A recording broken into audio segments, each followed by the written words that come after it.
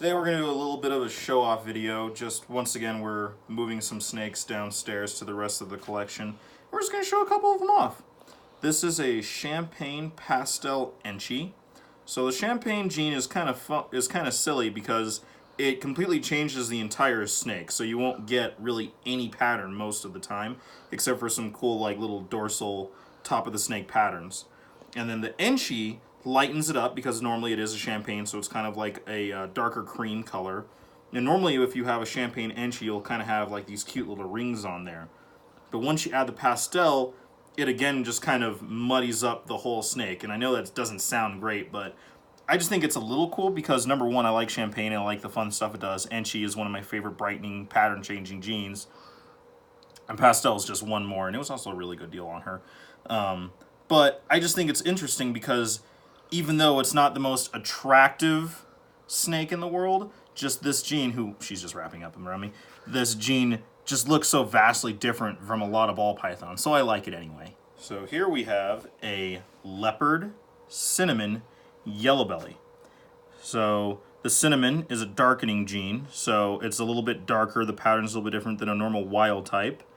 And then the leopard is called leopard because it has those kind of like aberrant splotches and patterns. And so what happens when you combine a cinnamon and a leopard, you get this kind of, a lot of times, kind of full dorsal stripe. It's a little broken up there around the neck. But you get this really cool side pattern like that that looks like kind of like a dark chocolate leopard. And then the yellow belly is once again that kind of clean belly that runs down straight down the center. And this guy is going to be a really great animal for future breeding projects to make things like leopard ivories, which is almost like a white snake with purple and yellow side patterning. And so it's a whole white snake, and then this pattern is all going to be purple and yellow, which just looks amazing. So here we have just an ivory ball python. So the ivory is a super form of yellow belly. We've talked a little bit about that in the past. We have another adult male that we're trying to breed with our possible gravel female. But this is another little girl that we picked up. And so you get this all-white snake, and I know the lighting's not great, and she's not the whitest of them, but a lot of times they have this kind of yellow dorsal pattern.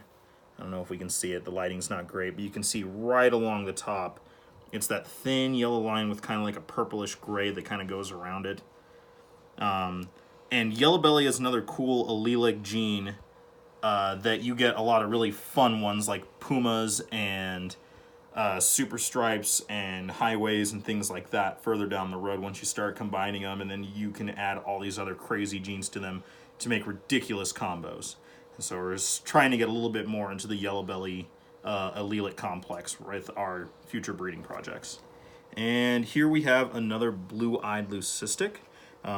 He also is a leopard, and personally I do not know how to necessarily discern other patterns that were in there, but the breeder that we got him from, it came from a super leopard pairing, so that means every single baby has leopard in there because that's how the super form acts.